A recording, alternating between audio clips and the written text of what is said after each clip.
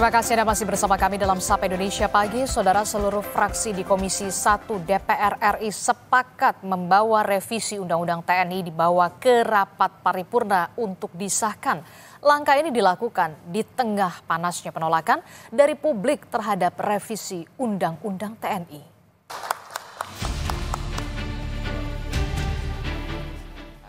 Seluruh fraksi di Komisi 1 DPR RI sepakat membawa rancangan Undang-Undang TNI ke rapat paripurna untuk disahkan. Kesepakatan ini diambil dalam rapat pleno rancangan Undang-Undang TNI antara Komisi 1 DPR RI dan pemerintah. Sekali lagi kami minta persetujuan yang terhormat Bapak Ibu anggota Komisi 1 DPR RI dan pemerintah. Apakah RUU tentang perubahan atas Undang-Undang Nomor 34 Tahun 2004 tentang TNI dapat kita setujui untuk selanjutnya dibawa ke pembicaraan tingkat 2 pada rapat paripurna DPR RI untuk disetujui menjadi undang-undang?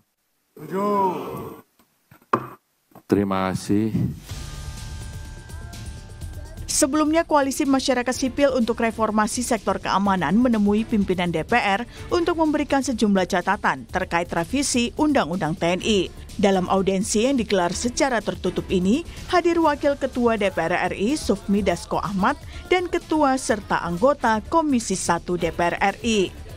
Direktur Amnesty International Indonesia Usman Hamid bilang, salah satu catatan yang disampaikan yakni memastikan tugas dan fungsi TNI tetap berada di bidang pertahanan. Pasal 39 bahwa TNI dilarang berbisnis, dilarang berpolitik praktis.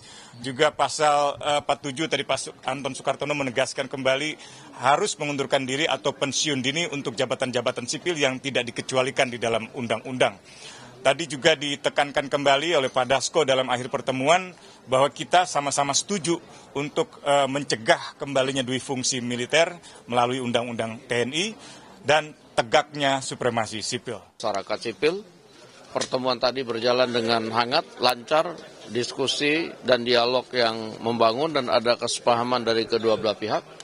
Insya Allah saya pikir ada titik temu. Kami memberikan penjelasan juga sekaligus juga mengakomodir karena dari kemarin sebenarnya ini diskusinya juga sudah intens. Demikian. Revisi Undang-Undang TNI memang mendapat penolakan dari sejumlah pihak.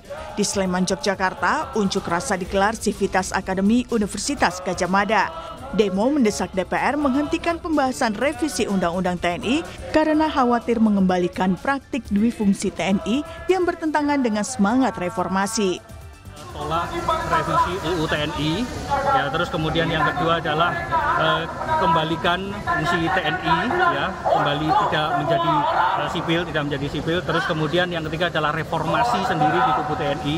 Jika ini memang di TNI sendiri merasa bisa mengurus yang lain, itu kita tolak itu, urusi saja TNI sendiri. Ini juga untuk lapangan pekerjaan, ya, risiko bagi generasi-generasi muda karena bisa jadi itu nanti akan diisi oleh orang-orang dari militer. Revisi Undang-Undang Nomor 34 Tahun 2004 tentang TNI akan dibawa ke paripurna DPR RI pada 20 Maret 2025. Ada 3 poin besar dalam revisi undang-undang ini, yakni terkait usia pensiun, penempatan prajurit TNI aktif di jabatan sipil, dan pengerahan kekuatan TNI. Tim Liputan, Kompas TV.